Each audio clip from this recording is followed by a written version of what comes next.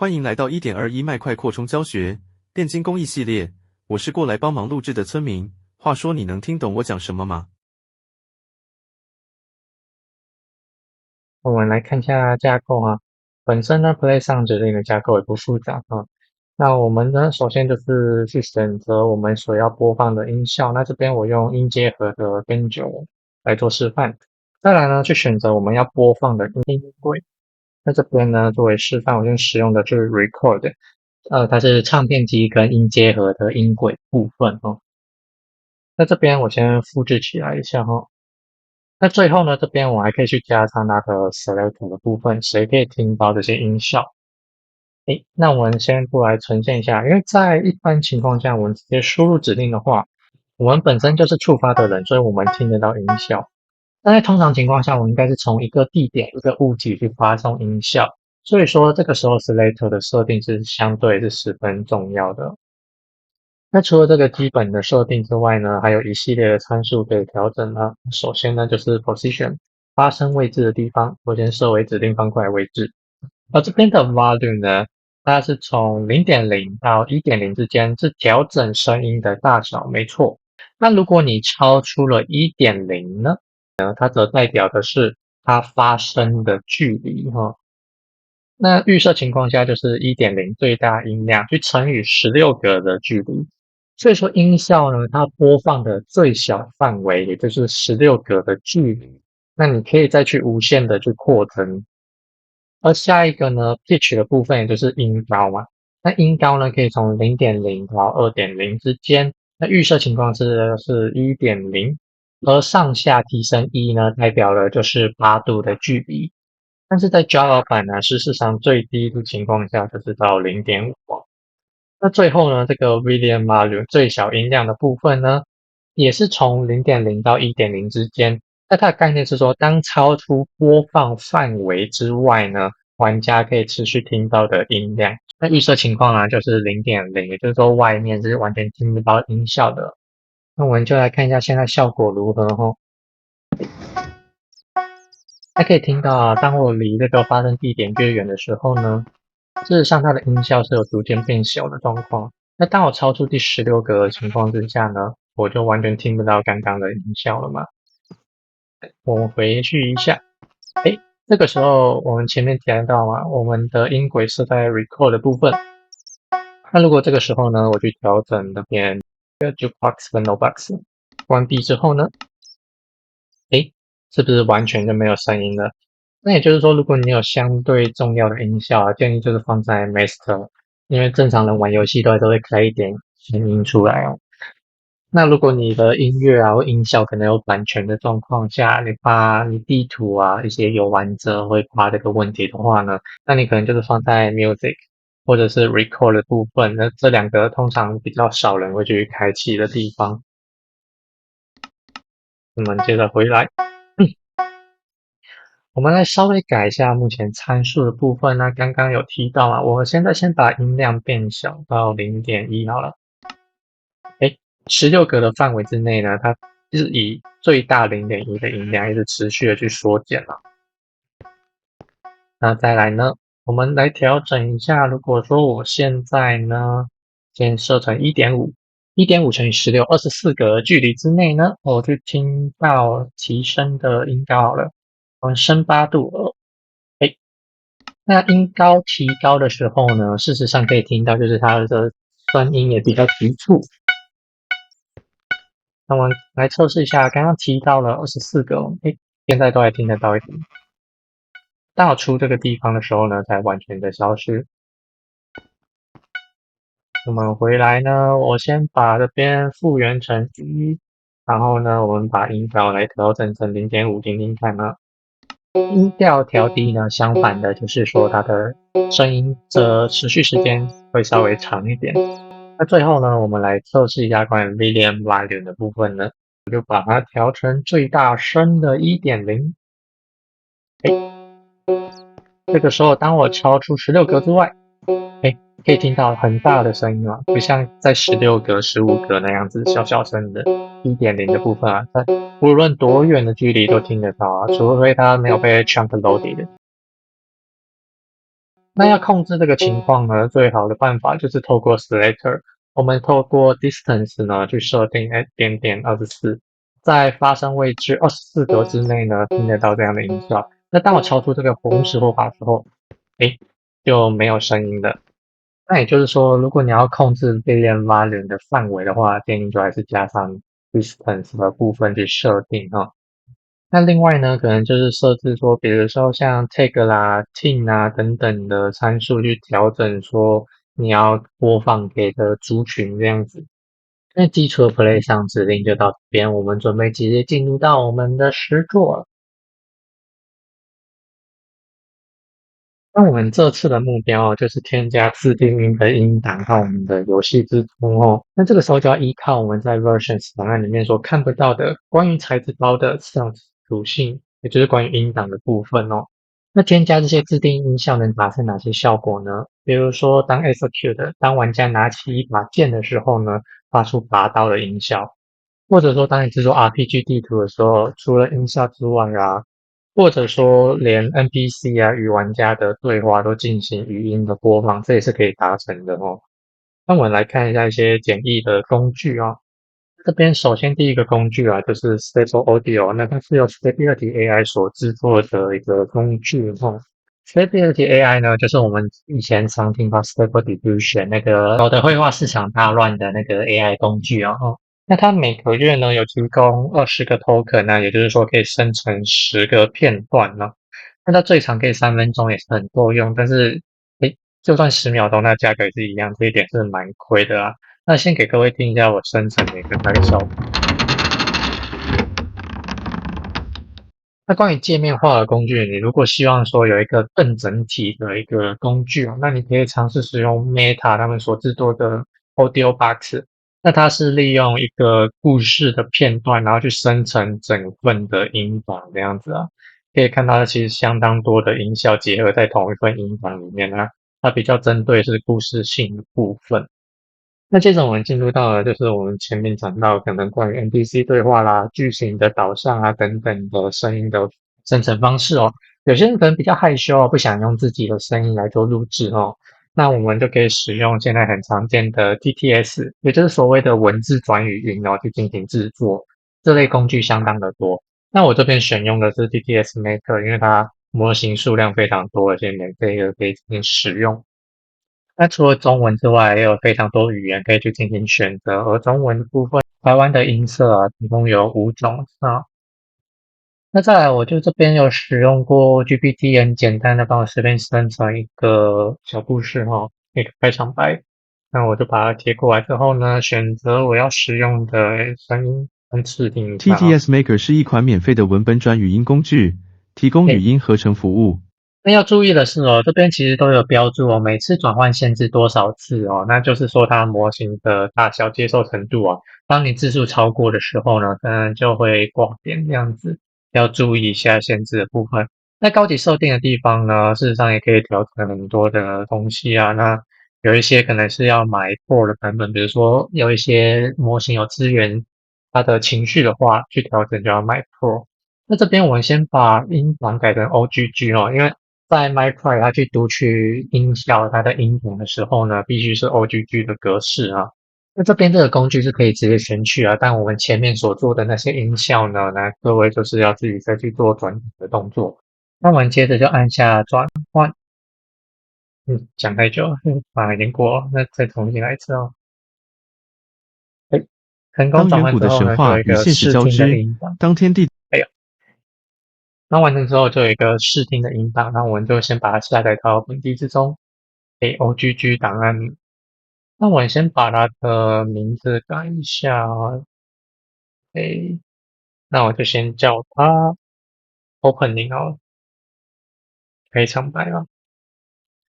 那接着呢，我们就把这份档案呢丢到我们的资源包之中。之前我们课程的材质包啊，然后我们进去到里面呢，我这边新增了一个 RPG 的事项。那这边呢，我们分别要新增的有上词的点 JSON 跟上词资料夹。那我们先把我们的音档先丢进来这边，然后把它丢到 Stitches 里面。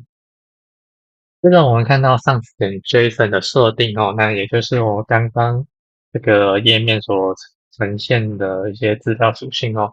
那我们通常使用到的其实就是 name 啊这个部分。那 some event 呢，就是我们待会透过指令去读取的那个字串哦，它不是靠音档的路径，而是靠这边去进行设定哦，所以这个档案很重要。那我们接着往下，那这上面是我先前测试的部分啊，我们就继续往下拉就好。诶，那我这边是先路径名称，speeches dot opening，诶，继续往下。那这边资料格式的部分呢，各位可以到我的部落格进行复制的动作哦。诶，那我们稍微改一下啊，我们是在 RPG 底下嘛，然后刚刚是在 speeches 底下，在这边呢，speeches，然后 opening。这样子呢，就完成最基本的设定了。那我们就回到游戏之中，来看一下目前的成效如何。在确认我们的材质包有选上之后呢，我们还是先重整一下好了。接着呢，我们输入我们的 play sound 嘛，再来呢，诶 RPG，可以看到 speech is opening。那我把音轨呢调在 master，这样子简单的播放一下。当远古的神话与现实交织，当天地的平衡岌岌可危，你将如何选择？是与众神并肩作战，还是寻求自身的命运？你的决定将影响九界的命运，甚至改变整个宇宙的未来。这个时候呢，就是说，哎，我们可以持续的在对话视窗这边呢，跳出我们的剧情文字哦，去搭配我们的目前这样的对话，去进行一个更好的一个呈现方式哦。不只说你带动了声音的效果，让用户可以听到，那同时呢，因为他讲话速度的关系呢，也会带动剧情的一些张力啊等等的，那这些部分可能也跟他的情绪啊、音高啊等等的有去做一些连接哦。那但其实做下来，各位应该可以发现，它其实复杂程度不高啊。所以我其实当初也没有想过这个实作啊。那所以呢，我们接着就要进入到我们真正的 bonus 啊。那我们的 bonus 实作呢，则是要带入 NIDI 这种正规的音乐格式哦，转换成音阶合的音乐，并带入到游戏之中。那我们透过这个 Open Notebook Studio 呢，我们可以直接转换出 Data Pack 出来。那虽然说我在网络上啊，有找到，比如说 Spotify 在几年前就推出的一个工具，可以帮忙把音档转换成 NIDI 哦，但是可能因为乐器对不上的问题，所以说。所以说呢，就是很多的音符事实上是不会显现的，无法正常的去读取。那这部分可能就有点限缩啊，各位可能就是到一些学钢琴的啊，或者是反正 NIDI 的分享网站去进行下载的动作。那在这边的调整去勾选那个 Read Note Velocity，那它这个呢就是跟原本的 NIDI 档案去做音量的调整哦，这个麻烦记得勾起。那关于 time precision 的部分呢，也是维持1倍的部分哦。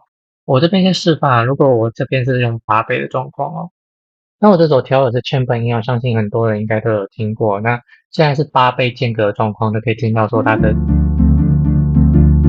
间隔声音其实就有点长啊，因为在这短短的时间内啊，它事实上就空了很多的位置啊。那我们调回到我们的1倍的部分哦。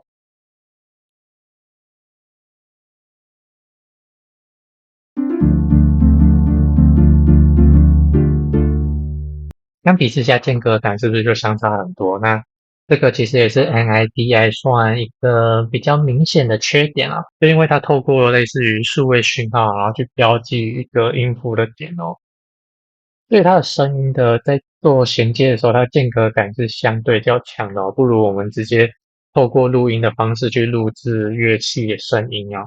但是我们 NIDI 这边转换成音阶合的部分，跟我们在 Micro 做建造的时候，其实效果是类似的哈。那基本上呢，这些公开的 NIDA 基本上都是已经设定好的格式哈，我们就不多做调整。我们就直接从 file 这边呢输出成 data page 的形式。那在这边呢，我们必须先输入的有一些部分哦。那 unit name 的部分呢，我就先找它千本长啦，千本音啦。那这边的应该原本的地方应该是空白的啦，那我就是改成了 music box 前面这边 namespace 的部分。然后呢，这个音档的部分呢，它是在出音咪库的底下哦。那这边我们可以选择上 source 哦，那我们就是选择用 master 好了。关于 nearby listening 的部分啊，因为我看过它的方选部分，事实上它会给聆听者一个 tag 啊，所以基本上这边我们其实应该是不用去做勾选的动作哦，我们反而依靠透过指令，然后直接去施加 tag 到用户身上，然后同时播放那个音效出来这样。那这边呢，我们就输入 export，然后放在 download，就稍微等它一下哦。直到跳出这个视窗啊，才代表说我们正式完成它的输出哦。然后这边也有教你一些简单的指令，但是这些还不是全部哦，各位待会有要注意一些地方。那我们接着呢，就来看一下我们的档案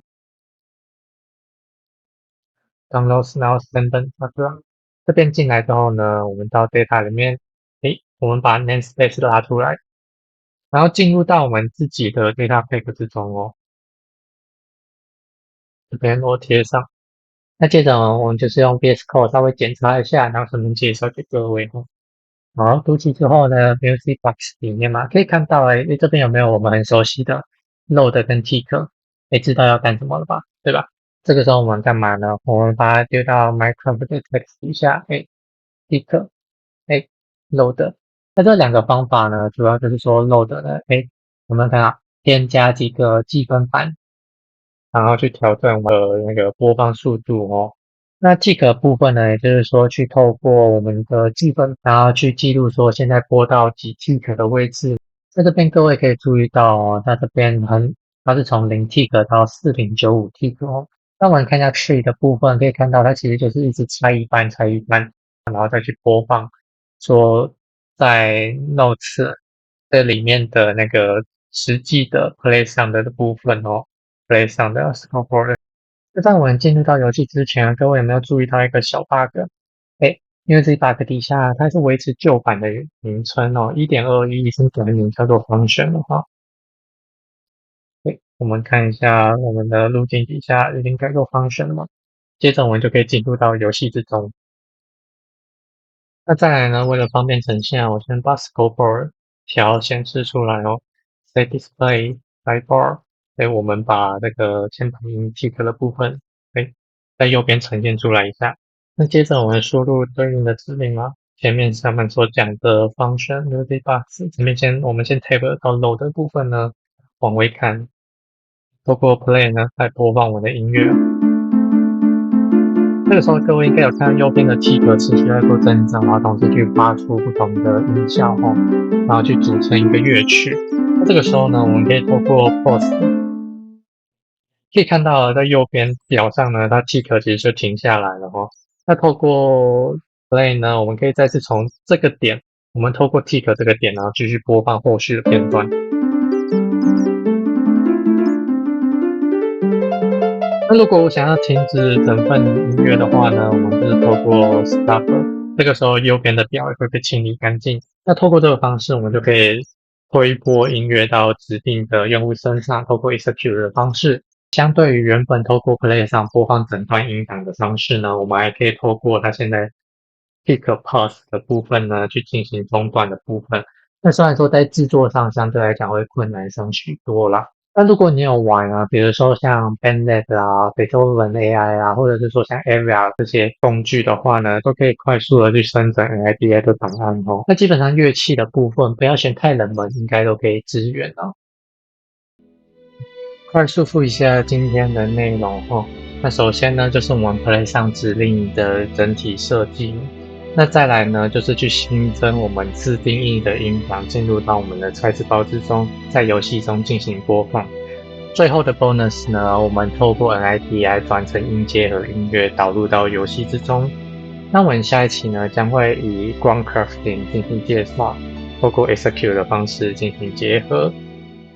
如果你觉得今天的内容相当实用的话呢，千万别忘记底下可以按赞或留言让我知道。那我们下一期就再见了，拜拜。